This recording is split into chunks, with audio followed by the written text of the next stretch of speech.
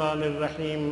آج ہمارا علامات میں سبق نمبر 7 ہے۔ اس سبق میں 2 علامتیں ہیں، کاف زبر کا اور کاف زیر کی۔ یہ دونوں علامتیں کبھی اسموں، کبھی فعلوں اور کبھی حرفوں کے آخر میں استعمال ہوتی ہیں۔ کاف زبر کا جو ہے یہ واحد مذکر کے لیے استعمال ہوتی ہے اور کبھی اسم کے ساتھ آتی ہے یہ علامت۔ تو اگر یہ اسم کے ساتھ آئے تو اس کا ترجمہ تیرا، تیری، تیرے اور کبھی اپنا، اپنی، اپنے کیا جاتا ہے، جیسے عملو کا تیرا عمل، ازواجو کا تیری بیویاں، وجہو کا تیرا چہرہ، بصرو کا تیری نظر، قومو کا تیری قوم، ربو کا تیرا رب، طعامو کا تیرا کھانا، کتابو کا تیری کتاب۔ اسی طرح کاف زبر کا کبھی افعال کے ساتھ بھی استعمال ہوتا ہے۔ یہ علامت جب فعل کے آخر میں ہو تو اس کا ترجمہ تجھے، آپ کو یا آپ سے کیا جاتا ہے۔ مثلا ودعکا، اس نے چھوڑ دیا تجھے، سألکا، اس نے پوچھا آپ سے، خلقکا، اس نے پیدا کیا تجھے، وجدکا، اس نے پایا تجھے، یعطیکا، وہ دے گا تجھے یا آپ کو، ینبئکا، وہ خبر دے گا آپ کو، یسألکا، وہ سوال کرتا ہے آپ سے، فعدلکا، پھر اس نے برابر کیا تجھے۔ کا کبھی حروف کے ساتھ بھی استعمال ہوتا ہے۔ یہ علامت اگر حروف کے آخر میں ہو تو ترجمہ تو، تجھ یا تیری، تیرے کیا جاتا ہے۔ مثلا انکا، بے شک تو، الیکا، تیری طرف، منکا، تجھ سے، علیکا، تجھ پر، لکا، تیرے لیے، بیکا، تیرے ساتھ یا تجھ سے، عنکا، تجھ سے، فیکا، تجھ میں۔ کاف زبر کا کے بارے میں پڑھا ہے کہ یہ علامت کبھی اسموں کے آخر میں آتی ہے، کبھی فعل کے آخر میں، کبھی حرف کے آخر میں۔ اگر اسم کے آخر میں آئے تو تیرا، تیری، تیرے یا اپنا، اپنی، اپنے، اور اگر فعل کے آخر میں آئے تو تجھے یا تجھ سے، اور اگر حرف کے آخر میں آئے تو تو یا تجھ، اس کا ترجمہ ہوتا ہے۔ یہاں اب آپ کو کاف زبر کا اسم کے شروع میں آتا ہے، یعنی کاف زبر کا کبھی اسم کے شروع میں بھی آ جاتا ہے۔ اگر اسم کے شروع میں کاف زبر کا آئے تو پھر اس کا ترجمہ تیرا، تیری، تیرے نہیں ہوتا، پھر یہ تشبیہ کے لیے ہوتا ہے اور ترجمہ جیسے، کی طرح، مثل یا مانند وغیرہ کیا جاتا ہے۔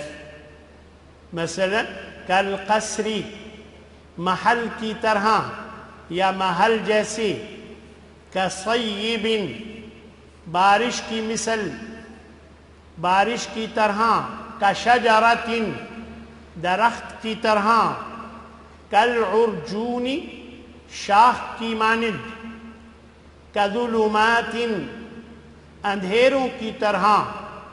یہاں میں نے کی طرح کس کا ترجمہ کیا؟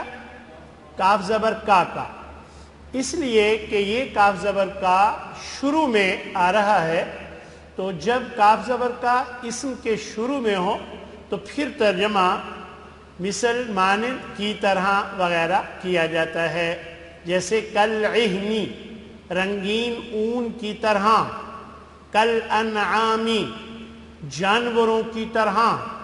اللہ تبارک و تعالی نے اپنے نافرمان لوگوں کا ذکر فرماتے ہوئے یہ فرمایا ہے کہ اولئک ہم کالانعام بل ہم اضل سبیلا، کہ یہ لوگ تو جانوروں کی طرح ہیں بلکہ ان سے بھی زیادہ گمراہ۔ تو کالانعام جانوروں کی طرح، کالمجرمین مجرموں کی طرح۔ اب تک آپ کو کاف زبر کا کے بارے میں بتایا گیا کہ یہ اسموں، فعلوں اور حرفوں کے آخر میں کاف زبر کا آتا ہے، اور کبھی کاف زبر کا اسم کے شروع میں بھی آ جاتا ہے۔ دوسری علامت جو ہے کاف زیر کی، اس کی بھی ساری باتیں وہی ہیں جو کاف زبر کا کی تھی، البتہ کاف زیر کی واحد مؤنث کی علامت ہے اور کاف زبر کا واحد مذکر کی علامت ہے۔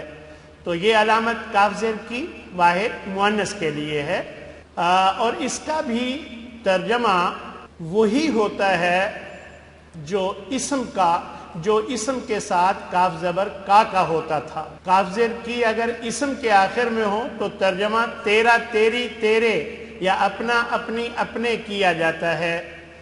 تو آپ کو یاد ہوگا میں نے ابھی بتایا کہ کاف زبر کا اگر اسم کے آخر میں ہو تو اس کا ترجمہ کیا ہوتا تھا؟ اس کا بھی یہی ترجمہ ہوتا تھا، تیرا، تیری، تیرے یا اپنا، اپنی، اپنے۔ تو دیکھیے، ذنبو کی تیرا گناہ، ربو کی تیرا رب۔ میں اگر آپ سے پوچھوں ربو کا، اس کا کیا ترجمہ ہوگا؟ اس کا بھی ترجمہ تیرا رب ہے۔ تو پھر فرق کیا ہے ربو کی اور ربو کا میں؟ ربو کا مذکر کے لیے اور ربو کی مؤنث کے لیے۔